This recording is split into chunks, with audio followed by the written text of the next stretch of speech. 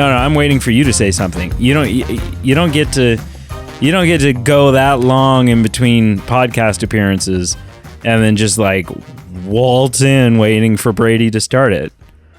The B team. Pete's the B team. Exactly. Oh no, wait, no, sorry. That's what the listeners are used to hearing. You don't. You don't even know. You don't even know the podcast anymore. I don't even know. Where's the? Welcome back. Welcome back, kids. Hello and welcome. Yeah, welcome to the Movie Man podcast.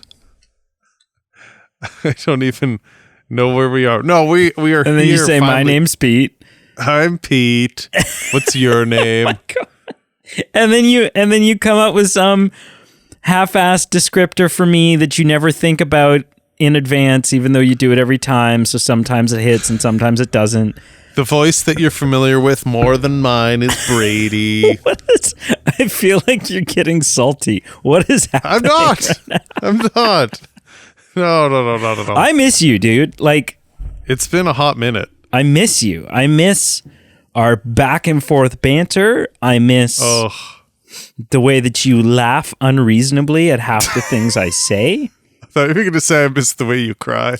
You know how like fathers who like to tell dad jokes or think they're funny love children because children are like comedy blank slates. Right. That's kind of the relationship I have with you sometimes. Oh, really? Is that not that you're like a comedy blank slate? No. But just that like I feel like either you're really good at faking it and are constantly blowing smoke up my ass, or you just like intrinsically find me relatively funny, and so I don't really have to try as hard, and it's nice. It comes across more natural and organic.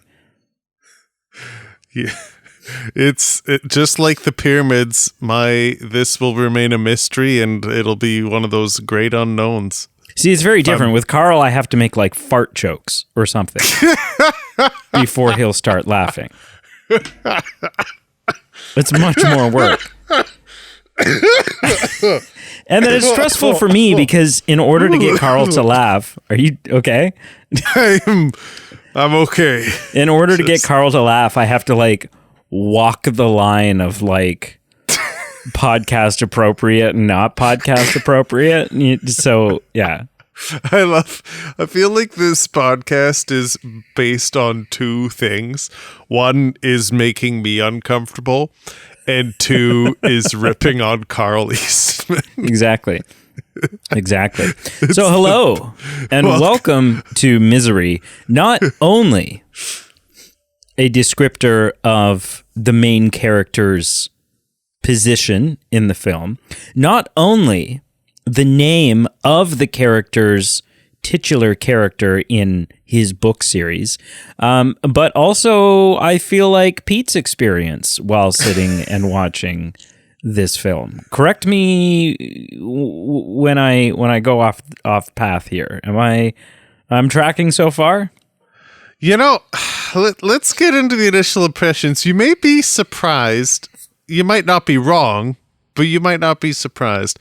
Let's. Are you wanting first to cover the? Sometimes you want to talk about the films that this film kicked the ass of. I'm happy that you did that because that's exactly what I want to do. Okay. You made a comment about like, hey, I don't think you were comfortable watching Misery. And when I looked at the voting options, none of the options I don't think were going to be a sit down and, relax and have a nice evening kind of. They're not popcorn flicks. They're not like summer blockbuster. Well, I mean, films. I think Dances with Wolves, from my understanding, was maybe less uncomfortable, but I think it's very serious. It was, I think, Oscar baity at the time. Not scary, I guess. But you're just going to watch Dancing with Wolves and go, I'd rather be watching Avatar. Right? Isn't it the same story? Isn't that the comparison everyone draws? Probably. Right? I mean, Avatar Avatar is just a Pocahontas ripoff, and then all the other people are like, well, it's actually more like Dancing with Wolves. And it's like, okay, calm down there. Yeah. I will throw spit on or throw shade on Avatar, but I can't comment because I haven't seen Dances with Wolves. But right, okay. But that was in the very last position. Next to it, I'm just going to turn down my mic to save you some grief later. The next penultimate from the bottom was Arachnophobia, which I hate spiders, so I was not excited about.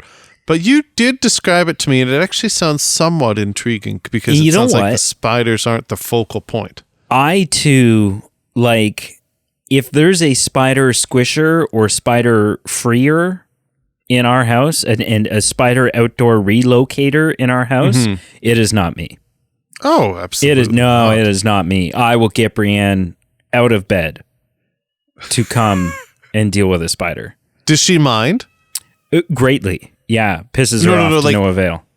No, but like, is she terrified of them, or will she be like shrug her shoulders and be like, I got this? No, I mean, I think only the clinically disturbed actually enjoy spiders, but she doesn't, I don't think she has a phobia. Right. And I wouldn't say that I necessarily have, like, I don't get cold sweats or start hyperventilating, but maybe you should. But it's, I don't know. I just, because I'm not a spider relocator. Oh, not a. I'm a spider killer. I just kill him. Who's got the time? Right? I just kill him, and for me, it genuinely comes down to the sensation of the squish. That's not my motivation. My motivation is if you get it, there's 10 more to take its place. Right. No, but I mean, that's the reason I won't do it. That's the reason I won't, because it's like, you use a Kleenex or you use whatever, and sometimes you can feel it pop underneath the Kleenex or whatever. No. If I have to kill one, I have like half the roll of toilet paper wrapped around my hand. It is hyper wasteful every time I have to deal with a spider. Can I tell you about the biggest spider I ever killed in my life? I wish you would. I was in a hotel in Paris, France, of all places. I'm sorry, isn't there like a pick up the phone and press 0 for that type of thing? There should be. And I just laid on the bed, just got in the room, and I was like, what is that small mouse on the ceiling? Oh my God. What? Yeah. And I was like, what the hell? And so I just didn't really know what to do because... Were you alone? I was with my wife, but I was like, do I call, honestly, the front desk to have someone come help me and struggle through speaking in English and them not understanding what I'm saying? Yeah, I don't even know French for spider. Yeah, just... I don't know. So I got a chair and grabbed my shoe and lifted my shoe to the ceiling to squish it.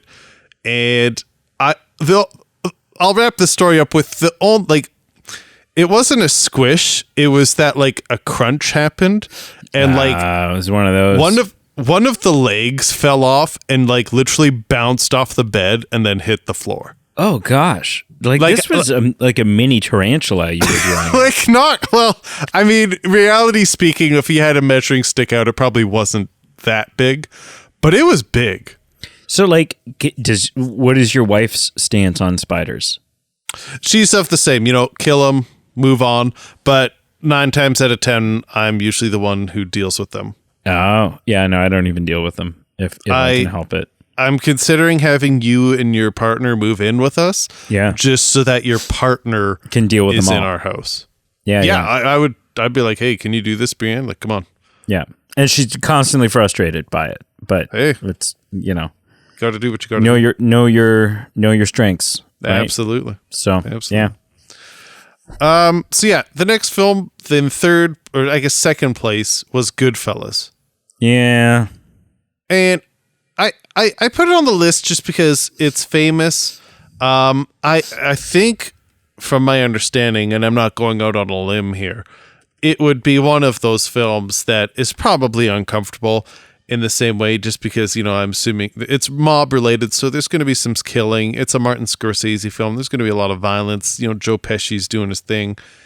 Yeah. But I was intrigued enough to watch it and review it if that's where the audience had pointed us. But it wasn't. We went in the path of Stephen King with some Misery. By a long shot.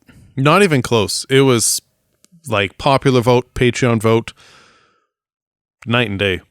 I'm also boycotting Martin Scorsese right now, so I'm kind of glad it didn't win. Why? Oh, he's just back to he's doubling down on his whole like, yeah, so comic book films aren't cinema, and us actual filmmakers need to get back to our grassroots and really win this battle because they're going to destroy our film culture. And shut up. Just shut up. Is that true? Like, that's exactly basically what he said. Yeah. He's worried that the next generation of film goers will not realize that there are films other than comic book films. He believes that the way that the comic book film movies are, there's going to be a whole generation of people that think that that's all movies are. That's just all there is. It's like, shut up. You're 104. You should be grateful to still be making movies. So just shut up and make your movies. And don't worry about what movies anyone else is making, because right now you're just coming across as whiny, and you also sound like you're just bitter over the box office share that they're taking away from your films. Well, then make better films. Like I don't know what to tell you. There's a lot to break down there. Yeah. And first of all is it does give off impressions of old man yelling at the clouds. I will not lie. Yeah.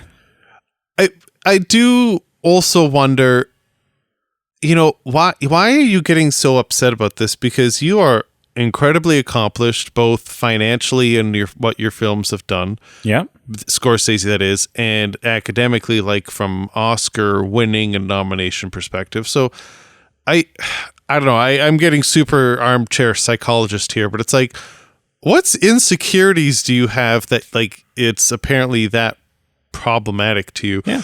I will say, I listen, if I was to jump on the fence, like I'm not as big of an MCU fan as you are, so like it's no skin off my nose. He says this and I'm not offended. I just shrug my shoulders and go, I don't really care either way.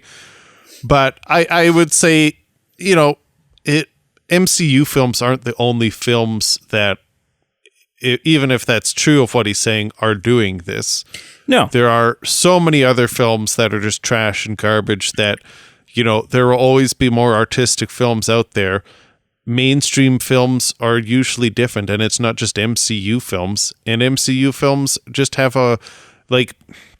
anyway, it's a long way. It's a big discussion. I guess I would sit on the fence a bit more. I see maybe where he's coming from, but I also see hey, why are you getting so upset about it? And I don't have a problem with him feeling that way. I just have, shut up. Just shut up. Like, what are you doing? You're making an ass of yourself right now. And to be such a big name in Hollywood like Martin Scorsese, and then to say comic book films aren't cinema, and to treat them as the cancer of cinema, is a massive slap in the face to the tens of thousands of artists who work on those films. It's just a dick move. It's just like, shut up and make your movies and don't worry about what other people are doing. And I'll say it again. I'm not here. I don't really care about the MCU, so I would not defend it. But I agree that it's like, take the high road. Like, if you feel like that you're that superior or that you want to be differentiated, like, no one is comparing the MCU to your films, like, just by their nature. They're all about killing people and like violent, gruesome things, and they're just, like it's apples and oranges. So it's like, we're not comparing you. We're not saying one's better than, like, it seems very random. Yeah. And it's not even like it for me, honestly. Like, if Robert Downey Jr. came out tomorrow and was like, oh, comic book films are the only good films, or blah, blah, blah, blah, I would have the same. Robert, sit down. You're making an ass of yourself. Just shut up. Right. What are you doing? Shut up. Yeah. No, it's just in general. It's like in an industry that doesn't need to be divisive and hostile. It's just like there's no room for it. So, it's like, anyways, so Misery won. Anyway, back to the task at hand. Yeah. Let's do some initial impressions, because I'm curious if you'll be surprised what I say. All right. Not the first time I've seen this movie. Second time. Yeah, please tell me about the first time you saw this. And I was talking to my mother about this the other day. This is going to be slightly longer than first impressions are supposed to be, but yeah, that's fine. I was talking to my mother about this the other day. So the first time I saw this movie, I was somewhere between 8 and 11 years old.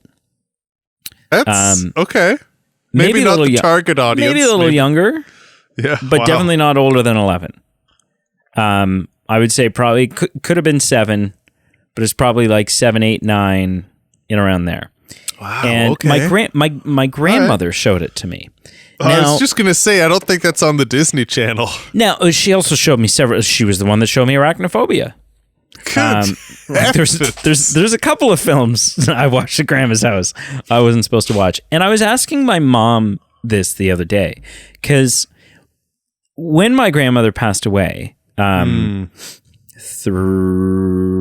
she passed away January of 2020 because it was just before COVID. She was in a nursing home, and as sad as it was that she passed away, she was in her mid 90s. Like she was old, but it was such a relief that the reason I remember the date is because it was such a relief that she wasn't alive in a nursing home during the time of COVID, that like she just missed it. Yeah. And she, like, the reason she ended up in a nursing home, like up until her mid to late 80s, she still lived in a house by herself. My grandfather passed away like 15 years ago. Maybe a little bit more, like 17 years ago now. So she was still living on her own. But then she started to get Alzheimer's, and wasn't really with it anymore.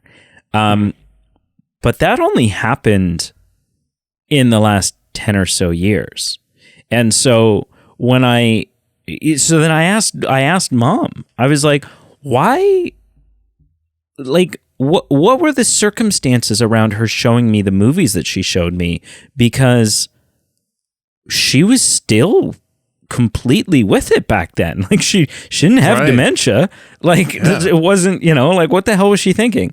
And my mom said that she believes that my grandmother just, like, even from a very young age, believed that I was mature enough to discern between what was real and what wasn't.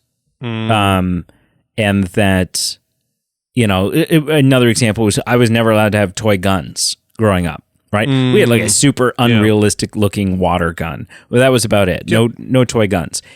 Every time I would go to my grandmother's house for a sleepover, the first thing we would do is walk down to Stedman's, for people who don't know, Stedman's was like a variety store type thing. And she'd buy me a cap gun. Every single, and then the end of the week, the sleepover would end, and my mother would take the cap gun away, and she would give my grandmother all kinds of shit for it, like every single time. But yeah, so I first watched this movie when I was like 8, and funnily enough, I was talking to a cousin of mine. So that's my grandmother on my mom's side. I was talking to a cousin of mine from my dad's side, and she was saying that the first time she watched Misery was when she was like 8. Dear God. Because her mother is a massive Stephen King fan. She saw Green Mile super young, and she saw all these, like, she was raised on, and I was like, okay, well, I guess at least it wasn't just me.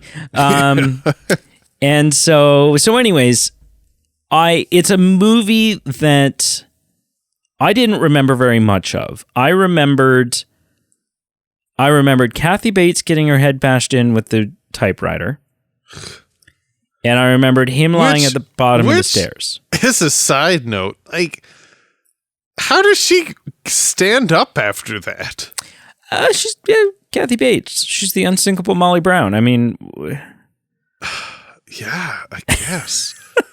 But I Yes, and then I remembered him lying at the bottom of the stairs. It was kind of all I remembered. However, for a movie it's surprising that he actually gets a happy ending, I will say. Yes. I was shocked at that. For a movie that I remember very, very little of, it was a movie that I was very aware of and knew held significance in my life because it was such a hot topic when I was a child. My grandmother showed it to me when I was real young. Right. So I was excited to watch it again. And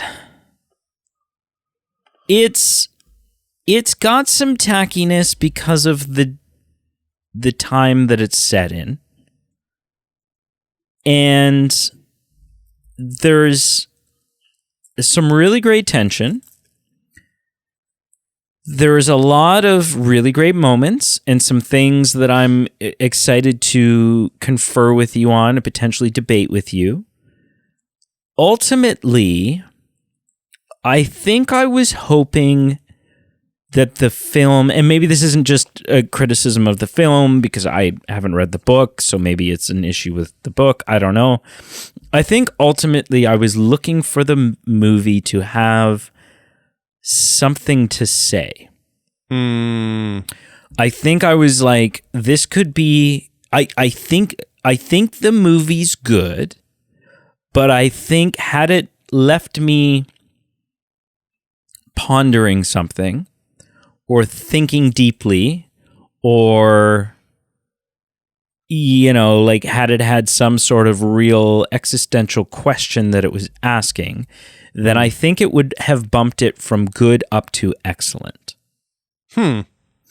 So that's my initial impression. What is yours? My assumption is that you did not like this film. It's so much so, and it's not just my assumption. Partway through watching this film, we paused it. We had to, do whatever. And Brienne turned and looked at me and she said, "Do you think that people are now just starting to unintentionally vote for whatever film they think Pete will hate the most?" And I said, "I don't know, but God, I hope so." Because what a funny thing to just to have the audience completely turn on you in terms of what they want you to watch, but also because it would mean that they think that that's an enjoyable dynamic is your discomfort. I'm connecting the dots here. We got Drop Dead Fred, Rocketeer, and Misery. Yeah. See, but I think Rocketeer was just as big a surprise to everyone that you didn't like that. Rocketeer could have gone either way. Yeah, that's But yeah, so what do you think of Misery? Okay, I've got a bit of a longer initial impression that's too. Okay. Mine was, yep. But yours was legitimately like there were some familial ties and nostalgic here. Yeah. So yours is just long-winded for no reason? Is that what you're okay? All right, hit me with it. So here's the thing, literally, it's so coincidental. The day before I watched Misery, I was scrolling Twitter, and this film account that was recommended to me it periodically will send GIFs of films and be like, okay, what's everyone's favorite movie but set on a tropical island? All start, and then it'll be the GIF of a movie, and it's like, oh yeah, Castaway, yeah, great, here we go. Whatever the theme, it'll be different GIFs of movies. And I saw this GIF that I didn't quite recognize, and I was trying to piece together, and I was going, is this from Charlie and the Chocolate Factory? Is this from when the grandpa's in the bed of Charlie and the Chocolate Factory and they're trying to wake him up and get him out and they hit him with a frying pan or something? And so what it was entitled was what movie scene will stay with you for the rest of your life and potentially scar you? And I thought it was this scene from Willy Wonka and the Charlie and the Chocolate Factory. It was close enough. It was actually, after I watched the movie, I went, oh, that's it. It was the Kathy Bates moment where he friggin' breaks his ankles. And I was when she gives him a hobbling. A, that is messed up. B, I can't believe I confused that scene for anything from Willy Wonka and the Chocolate Factory. Now, is that not a medical term? I mean, we've divulged that you work in the medical industry. Do you never hobble patients? Not even once. No, not like No. You're like, oh, we don't think the bed restraints are gonna. Oh, that's not even No, funny. okay. I don't know. I haven't studied. I didn't do well in science. I don't know how any of it works. No. Right? Brienne's a nurse, and I would ask her, but Yeah. she's worried about she's worried I'm gonna rat her out. What I'll say with this film is you are right, I did not enjoy it. But it's not that it was uncomfortable that I didn't like it. I just think it's not that good. I think it suffers from maybe a pacing or an execution perspective. There are a lot of films that take place in one room that can be quite intriguing and quite exciting. Yeah. I remember 3,000 Years of Longing quite recently. I watched it with Idris Elba. It's a bit different. There are scenes that take place outside of a hotel room, but I would say like 70% of the film is in a hotel room, and there's a lot of storytelling and whatnot that's a bit different here. Yeah. But this movie's no different. There's other scenes that take place outside of this room. Well, I got you to watch. Do you remember I got you to watch the film The Sunset Limited with Samuel Jackson and Tommy Lee Jones? That's another good example of one. Yeah. Literally that one I one say room. would be more in line with it truly is just in one room. It's just one room. Yeah. And I think what I found with Misery was I just felt trapped. And I don't know if it was necessarily on purpose. I just felt trapped, and it felt a little long and prolonged to me. And I felt it was a bit long at times. So I will say the movie started a lot brighter than I thought. I thought it was going to be dark and dreary for the whole time. But, we start with her being a great fan, and he's riding in the mountains with some upbeat music, and I don't know what he's doing with this Mustang in that kind of climate. He probably deserves to be in an accident. But I know, right? It's like, what are you doing? I don't own a classic car, but you bet your ass if I ever did. I'm not driving in the mountains in a blizzard. In Canadian terrain, puppy's like a May until October ride. And then she's going away on blocks with a battery conditioner and a surveillance system. That shit's not going out in minus 20. Yeah. No.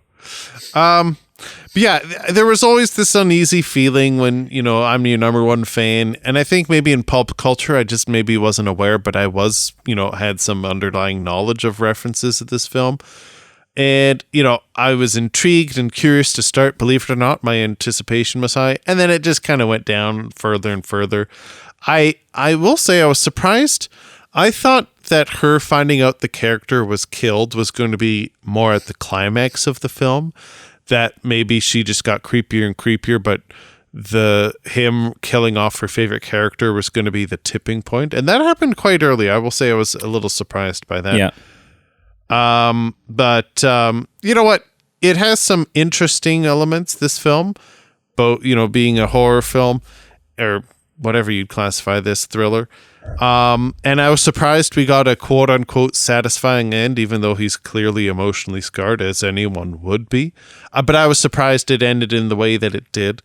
And I did have some LOL moments, like when he's flipping her the bird. I literally laughed out loud. And I really enjoyed this sheriff. I was truly, I'm not joking, I was truly sad when he died. I really loved his whole vibe that he gave the whole film. But yeah, I would say just overall it was a little bit underwhelming, and I think I just had maybe higher hopes for what was going to happen. Okay. So I mean, so still not a positive first impression. No, but not necessarily for the reason I guess I would have imagined. Exactly. Sorry. Thanks for kind of summarizing what I said, because I kind of referenced that, but I didn't actually round it home. Yeah, not a good review, but not for the reasons that you thought.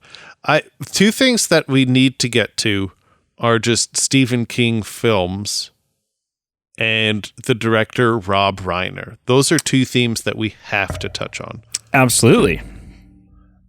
Yeah. Especially because Rob Reiner directed it. Exactly. I mean, we could have talked about him either way, but now it feels a little less, arbitrary. Arbitrary. Yeah. So let's just start with him right now. Okay. I had no idea this man directed films. Okay. He was just, for me... Several good films. A couple I've made you watch. A couple you have made me watch. Some that you haven't made me watch. Have you made me watch? Didn't I make you watch The Bucket List? No. No, I don't think so. Oh. I think I recommended it to you, but it was after the time when you're like, well, I don't have to actually do that I don't anymore. have to do anything you say. But Princess Bride. I'm surprised that you're saying that, because I thought you were lukewarm on that film. I don't like it. I think, it's not that I don't like it. I think it's overrated. Sure.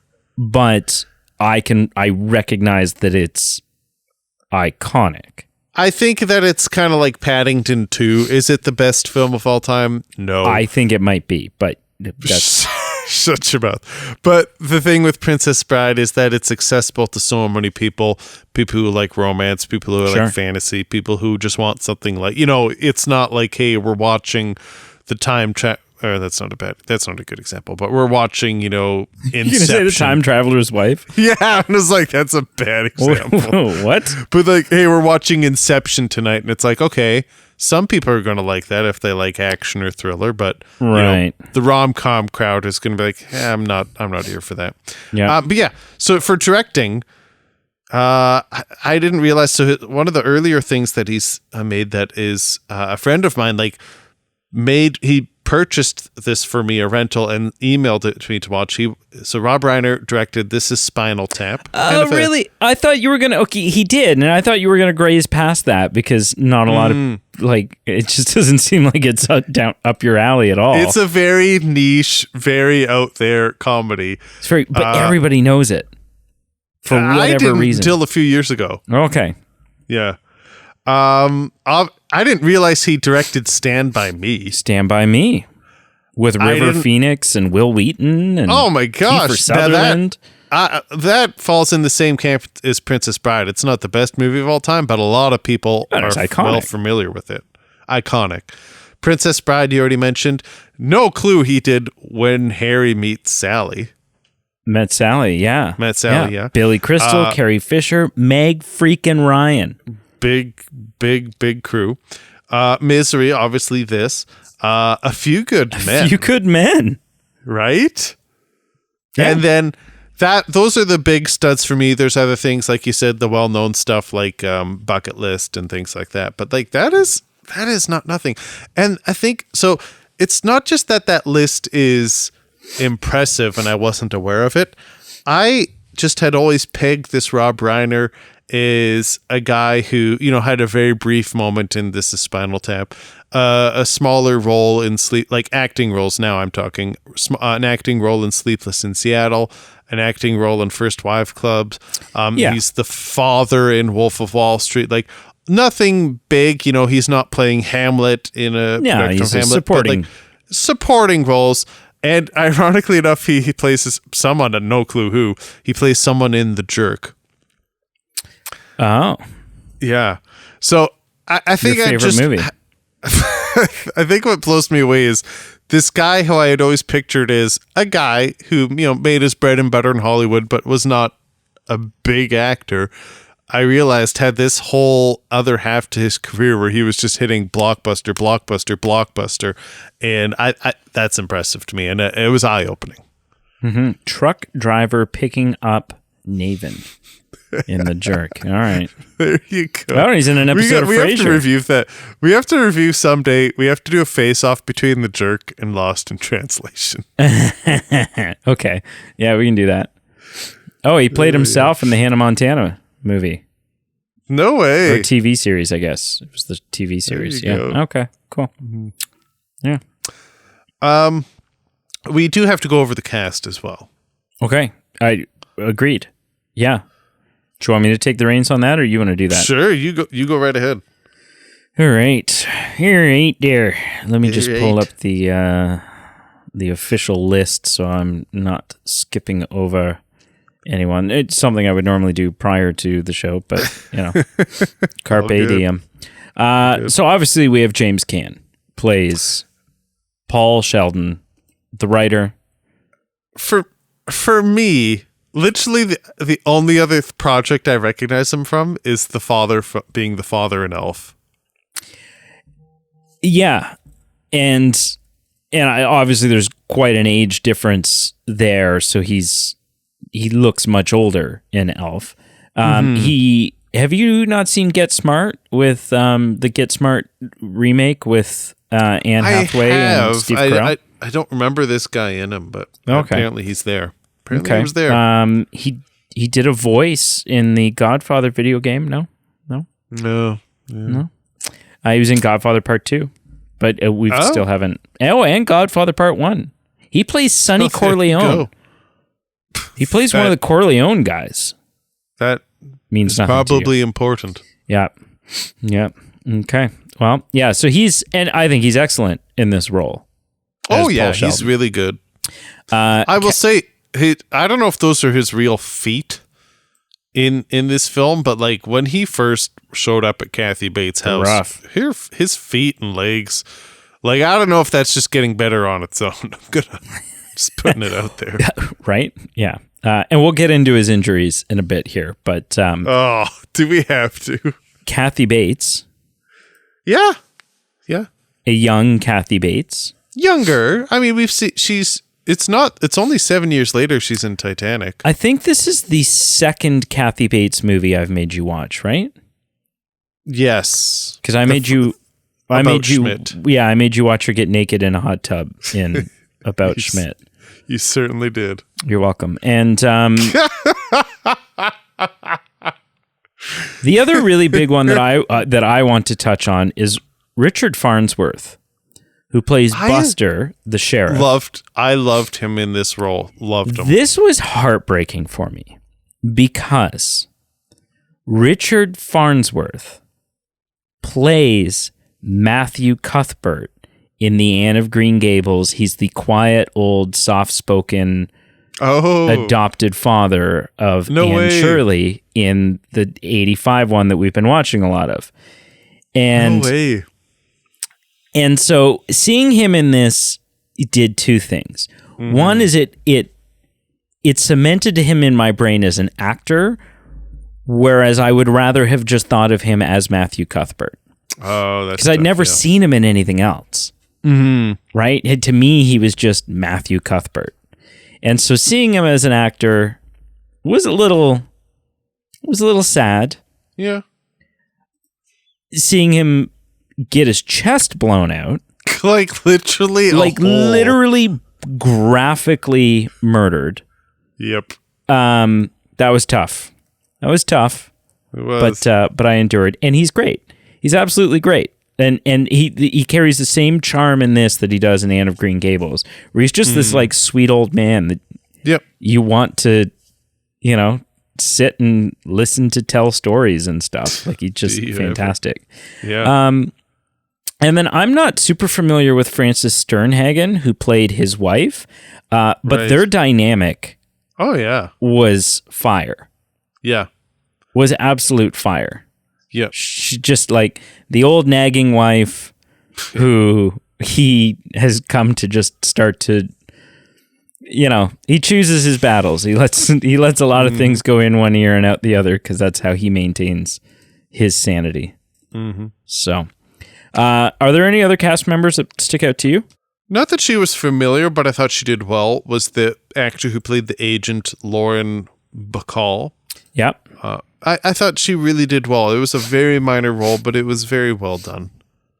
Yeah. I'm looking through. I don't recognize her from many other things, if anything.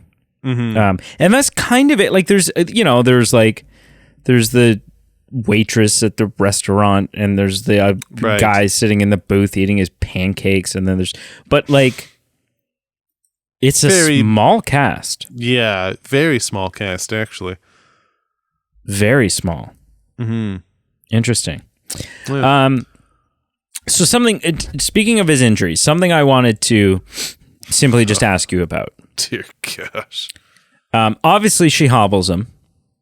Ugh. And it's aggressive. Had to be done. Gross. It's disgusting. Had to be done. Didn't. Now, this is kind of left up for interpretation. But I think it makes the most sense. His initial broken legs, when he wakes up and he's in her bed, she did that, right? I don't think he broke both of his legs that severely in that car accident. I could be wrong, but my impression is she found him unconscious, brought him back, drugged him, and broke both of his legs to bedridden him. Hard to say. Wouldn't be the most unheard of thing. I was just surprised that in the film, like, I thought there was going to be some revelation that, like, she had been stalking him and, like, cut his brake lines or something. Maybe. Just because it's so coincidental that, like, okay, his car broke down and she found him. You know, it just, for how obsessive she was, I wouldn't have been surprised if there had been something in line there. But yeah, it definitely, what you're referring to is not in the film, or at least that's not what I interpreted, but it wouldn't be surprising. Yeah. I agree. Yeah. So what were some of the things that did work for you? Honestly, probably the acting. Honestly, that is it's a small cast, and until we're kind of pointing it out now, I didn't really actually put a number on it, but it's very small. And, you know, I think James Caan and Kathy Bates, you know, they both play well individually. They both play well off each other. I don't know. I don't know what it was. I'm sorry. I'm straying into the things that don't go well. Let's just stick with what went well. The acting went well for me. Okay. What about you? What stood out for you? You're not going to elaborate? Just the acting? No, just the acting. Honestly. Yep.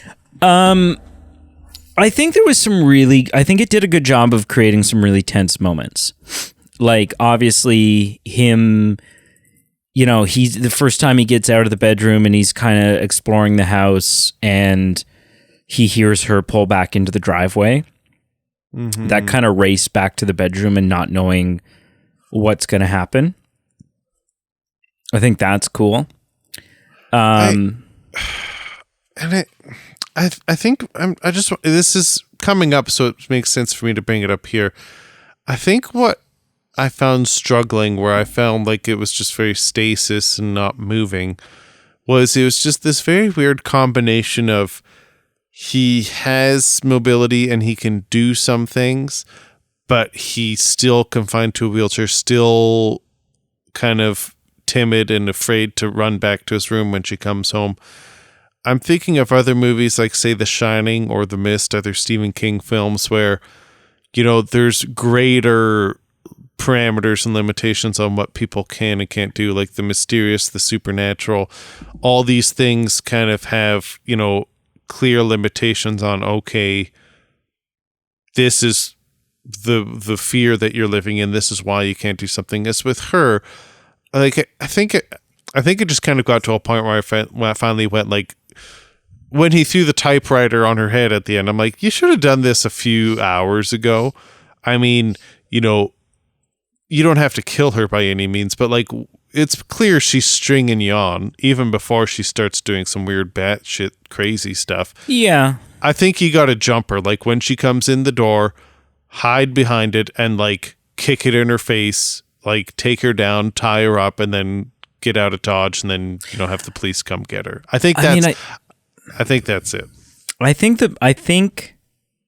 you have to be careful though, right? Like he had to make sure that the moment was just right because you kind of only get one shot. Yeah. And he doesn't really have use of his legs. Mm-hmm. So he's very limited in what he can do. And if he doesn't nail this, then you're screwed. He's in big trouble. Yeah. Right? Yeah. But yeah, some tense moments like that. I really love the moment of like the emotional, for the viewer, for me at least, the emotional like, okay, here we go, we got this. And then the, oh shit, when he successfully drugs her wine and then she spills it. That's a great moment because it's, you feel that moment. Like you're invested. You really do. In this film, you really do feel the motions that Paul Sheldon is going through. His fears become your fears. You're not completely, at least for me, I wasn't completely detached from it going, well, he's going to make it out. I didn't know how this was going to end. And so the whole time, moments where it was supposed to be, what's going to happen? I was sitting there going, I don't know. Yeah. So for me, those moments were really great. I did really love one line at the end.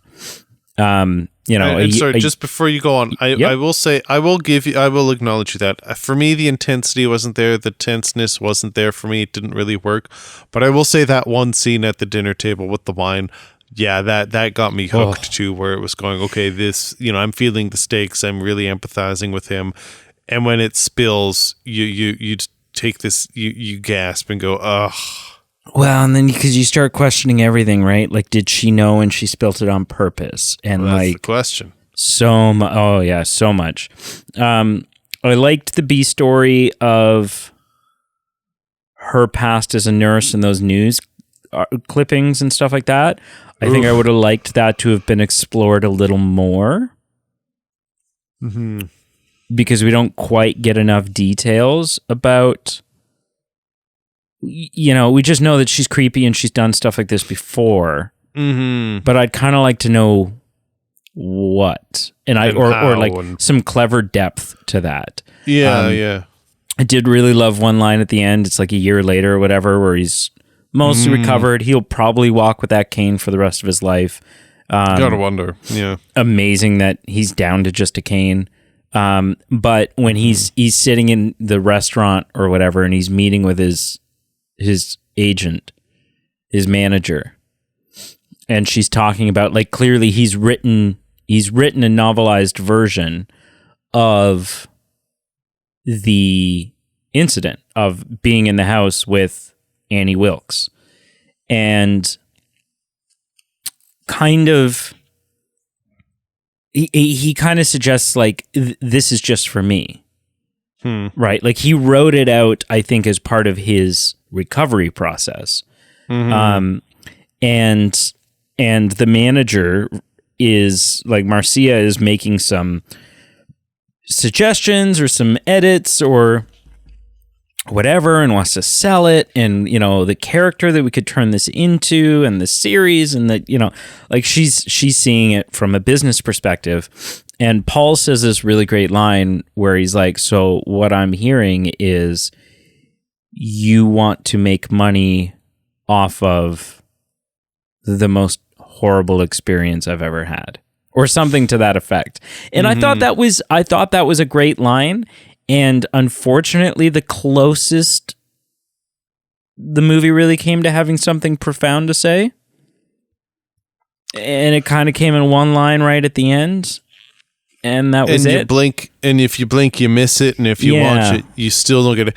I think you're onto something there, just because I felt like there was something missing too. Because, something I took note of early on when I was watching this film was, I was wondering if there'd be some theme with this old bag, because he's holding it at the beginning, and he claims that, it's like an old friend, and he's, it was essentially his physical, hanging onto his origins in his past. And then at the end of the film, he's able to move on from Misery, and he publishes this other book, and then his agent says, have you ever thought of monetizing and rehashing your past again and, writing this book about this traumatic event? And, I think I'm just having trouble.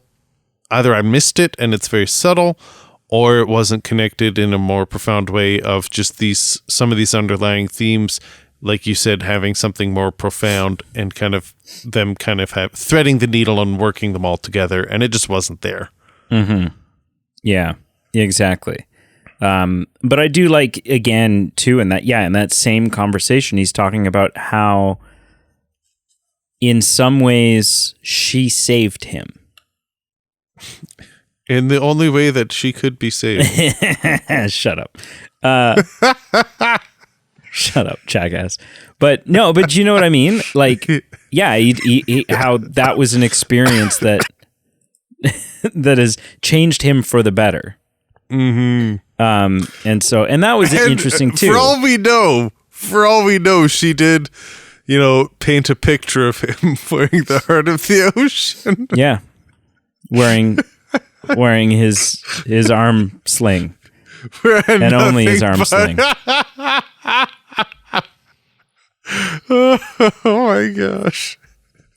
But no, there was like, and there's it just like any Stephen King story. Mm-hmm. There are some fun things, some fun character elements written into it, right? Fun things about how, sort of the idiosyncrasies of Paul Sheldon as a writer, right? His superstitions, that he always goes to this one place to write his book, and he always drives the car, and he always only keeps one copy, and it's always in the, like these were, and that he quit smoking except for when he finishes a book, he has one cigarette. Like those were details that aren't necessary, but are very welcomed because they're great little character building. They paint a picture, and then you're able to use those things, like, well, he only keeps one copy, and that's why she knew that was his only copy when they go to burn it, right? Yep. He's able to request the cigarette and the champagne because he knows that she knows that that's his tradition, right? So ultimately, those things were able to work into it. Ultimately, I don't, of the Stephen King adaptations I've seen, I don't think this one is the strongest in any regard, whether it be horror elements or acting or specifically character development. Like the example I always go to is the newer, like the Bill Skarsgård It. And It Chapter 1 specifically, because I didn't care for Chapter 2 so much. I need to rewatch it, but they need to go in and fix the CGI because the CGI was garbage for some reason. I like mind-blowingly bad, and I don't get it. But the thing about It Chapter 1 is I didn't find it I didn't really find it scary, like at all. But the character study of those kids, of the Losers Club, like it's just a fantastic 2 hours of character building. And this one had some great character building in it, but I wasn't crazy about this. Even 1408, which is considered to not be very good with John Cusack, I think is more captivating, and I'd rather watch that because it has that, like, have you seen it?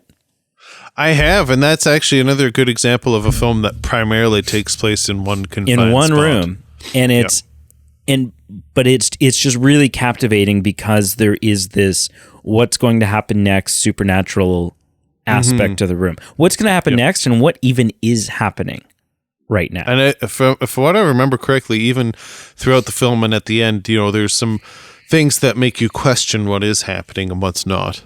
Yeah.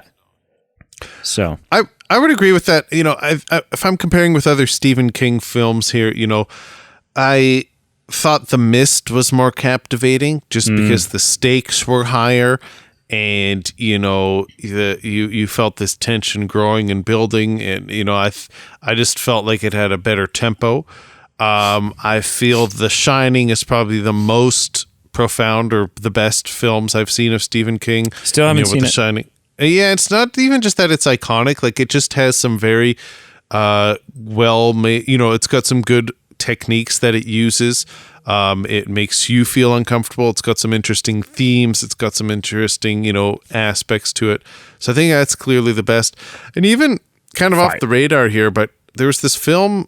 Now, it's not necessarily based off a book itself, but it's all Stephen King universe. The Dark Tower? No, it's called Castle Rock, and it was based in a universe of Stephen King where a lot of different things were referenced. Oh, it's a TV series. It was a TV series. I've only watched the first season, but I found it really interesting. Oh, just recent too. Within the last 5 years or so. Yeah. And so, just as an example, like there would be characters talking about, someone's uncle who kind of went off the deep end, and what you realize they're referring to is, they're referring to The Shining in this, or there's different aspects that you realize that this is taking place in a Stephen King universe where characters and stories of his all coexist. They're not the main story, they're just periphery stories, and you realize that it's in the same universe. But what it did, like The Shining did, and what The Mist did, and what 1408 did, was it really challenged you, and it really took you on a roller coaster psychologically, where there's this youth that's literally kept in a cage, like honestly kept in a jail cell, and it takes you on this roller coaster of, is this appropriate or not? You go from, why are they keeping a child in this? This is horrific, to, maybe he should be in here. Like, just different questions of, like, is this child an embodiment of Satan? And as outlandish as it sounds, there's times where it's outlandish, and there's times where you go, this is actually mighty peculiar. And it just takes you on a more of a roller coaster. And I feel like where Misery was uncomfortable, I just wasn't as on much of a roller coaster, and I wasn't as intrigued as some of these other Stephen King films, and I thought they were better. Is in Castle Rock. Yeah. So it's Bill Skarsgård's character, the kid that's being kept locked up, right? Correct. And is it Lizzie Kaplan's character? Is it a female that's keeping him locked up? No, it was a few different other characters, I believe. I'm looking at the IMDb for this. Mm-hmm. And one of the main characters of this show, played by Lizzie Kaplan. Mm-hmm. Lizzie Kaplan in this show plays a character named Annie Wilkes. Oh, she plays the antagonist from Misery. Interesting. And it also looks like there's a young and Elsie Fisher that plays Joy Wilkes. So I guess they gave her a daughter in this. And see, that's where when I watched Castle Rock a few years ago, I got some of the references, but now this is a new one that I think it was a cleverly done series for me anyway, that it was just a fun nod to bring some of these characters to life, keep them in the periphery, but yeah, interesting. Man, that's so cool. I don't know what it is about, like, Stephen King, man, just the legacy, right?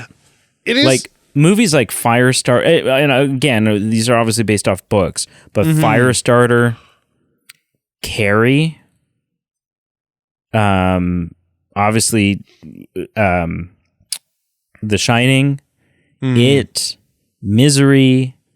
It's just like, it is just this unstoppable.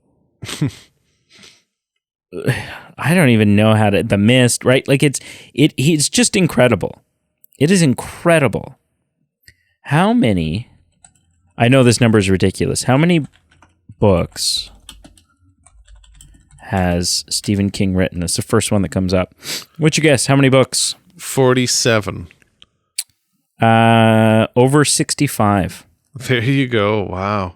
That's nuts. Yeah. And I don't want to take anything away from him. It is a little weird, like, to a degree, that, like, the volume of film or books that are, like, uncomfortable or bizarre, like, it is a little uncanny. Well, that's his, yeah. I don't know. Yeah. But it's just, that's his style, right? Yeah. Yeah, 1408, Pet Cemetery, The Green Mile, The Boogeyman, Cujo, right, the one about the dog, The Outsider, Under the Dome, Salem's Lot, The Mist. It's just, man, yeah. I wish I was Gerald's Game. I wish I could read Stephen King books, because I just know that Stephen King is like, I think it's a tough read. Like, I think he writes it. Yeah, it's not beginner level reading, and not that I'm like a beginner reader. No. It's just too exhausting. It's not too exhausting easy to try to read that type of stuff. Yeah. Yeah, it's not an easy read. All right, so are you ready to rank this movie? I am. On a scale of 0 to 10, how would you rank Misery? I gave it a 5. I was hoping for a bit more, and I didn't get there with it. Not for maybe the reasons you expected, just for reasons that there are better Stephen King films out there that are either more intriguing, more interesting, or that keep you on the roller coaster, or have some like fundamental, like, this is what you learn from this, or this is what challenges you. And some of these things were just missing in this. So it wasn't bad. Don't think I ever need to watch it again. And it was right down the middle with a 5 out of 10. Mm-hmm. What did you give it out of 10? I gave it a 6. So not too far from you. Yeah, I think it's good. I do. I think it's good. But I also think that there's a number of things that could have made it great. And yeah, it just didn't. It wasn't. Yeah, it just didn't land.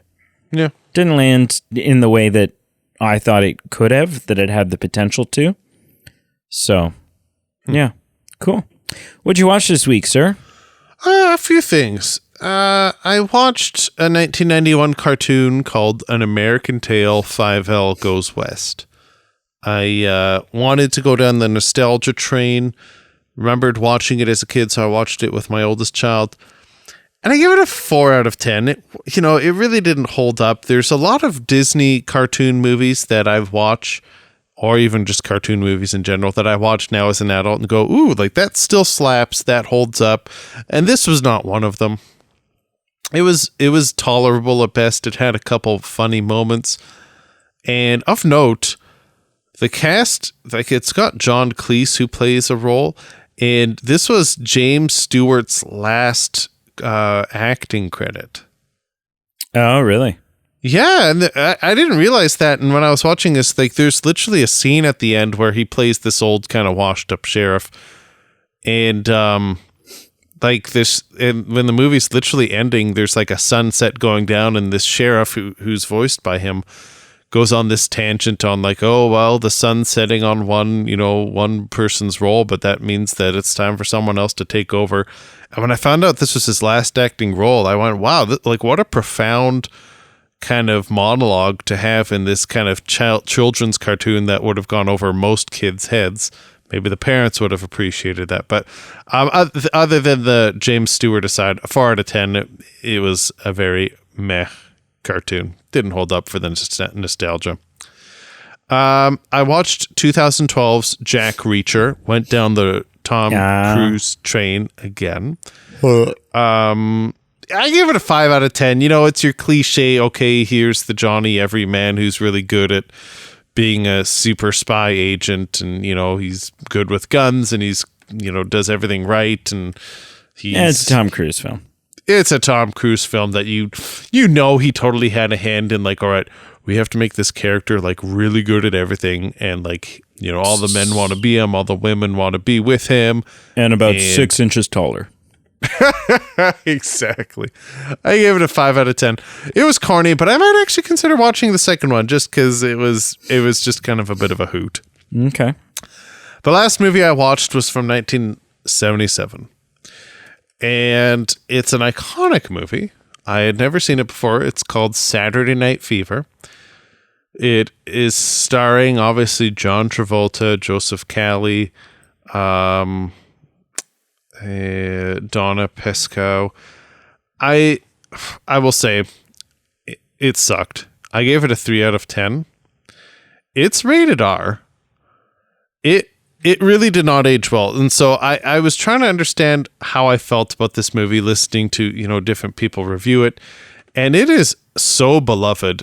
And I think by a lot of people who either grew up with it or grew up and saw it close to when it came out. It's got an incredibly choreographed dance scene that's about 2 minutes long. The dance scene is incredible. It's got an incredible soundtrack that's basically just a Bee Gees album. And from my understanding, that wasn't even originally the plan. Like, it was shot with the actors walking around to different music, and it was only in like post-production when the Bee Gees were like officially signed on to do the soundtrack. Point is, it was not, it's a movie that hasn't aged well. There was like literally a rape scene in the back of a car that was just kind of like, this is happening, and like no one seems upset about it. And it was, even if it wasn't glorified, like it was to make some characters seem kind of sleazy and weird, it was definitely not like a faux pas that like it should have been of that seriously of a messed up magnitude thing. So there was a lot of like stuff that hadn't aged well. The whole plot and premise was very flat and one-dimensional. The character arc was just non-existent. Like, just imagine someone who likes going to dance in dance clubs and likes working on his hair, and that's about it. That's all you got. So for all those reasons, for it not aging well, for it being hollow, it was a 3 out of 10. I don't know how people cling to it as much of people claiming that it's an iconic classic. It didn't hold up. There was a lot of plot and story arcs that were started early on that just disappeared, and you go, what are we even doing here? But for some reason, I was curious enough when I watched it, and that's what I did. Huh. Okay. Well, all right then. Mm-hmm. What did you watch this week? So many things. Where was I in the MCU when we talked last? Oh, gosh. We watched WandaVision, moved on to Falcon and Winter Soldier. Maybe. Or Loki? Loki, maybe? So, well, I did Loki, and then did WandaVision, and then did Falcon and Winter Soldier, Shang-Chi, The Eternals, Spider-Man Far From Home, Spider-Man No Way Home. Probably forgetting Doctor Strange Multiverse of Madness. Oh, yeah. Doolittle, the Robert Downey Jr. one. It's pretty bad. Lyle Crocodile. It's worse. It's like real bad. And now we're like halfway through season 10 of The Simpsons. Oh, wow. And I think that's probably most of it. I mean, there's the other stuff. Obviously, I'm watching Ahsoka. We're reviewing that on the show. But I think that's... And then I watched Secret Invasion. That was also for the podcast. So I think those are the things. I think that's it. Nice. Oh, yeah. I think that's it. Yeah. Okay. Yeah, that's it. Very that's good. It. That's all. Yeah. Wrap it up, sir. Well, thank you for listening. We hope listening was not too much of a misery. But even if it was, come back next time and we'll have a good time. Yeah, thank you for listening. Check out our socials below. Check out our Patreon page, merchandise page, help support the show. Thank you for supporting the show if you are part of our existing Patreon group. We appreciate you. We see you. And join us next time for our next review, our next news episode. Stay tuned, and we will be here. And our next episode with Pete and I is going to be spooky. October, man. October. Time for spooky season. Time for the listener to once again vote for the film that they think Pete will enjoy the least. Honestly, that's kind of where we're at. That's just how it's gonna, wait till Christmas comes and I'm doing like Krampus and Black Christmas. And I had a thought. I was like, if we're gonna keep going back in time, I should just make sure that 50% of the vote options. This is actually be really interesting from like an analytics standpoint. If you were like, it's 1989, I'm going to choose this like whatever, like, classic film, blah, blah, blah. And I'm like, I'm just going to go to 1989 and see what the most two popular horror films were. And so that 50% of our vote options are always horror films. And it'd be very interesting to see what won out more often.